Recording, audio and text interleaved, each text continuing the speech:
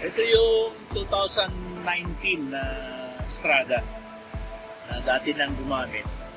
Ngayon, nang pumunta rito sa Nueva Ecija para bumili ulit.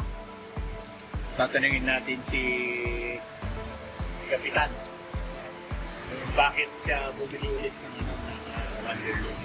Bakit ba bumili ka ulit? Maganda po kasi, nakita ko yung ano niya, hindi na siya mausok talaga, saka gumaan po yung hatak niya. Parang mas maganda pa dun sa pag nagpapa-change oil ka. Hindi maingay yung makina eh. Parang gano'n. Kaya ako bumili ulit. So, lalagyan ulit natin na 250 ml lang.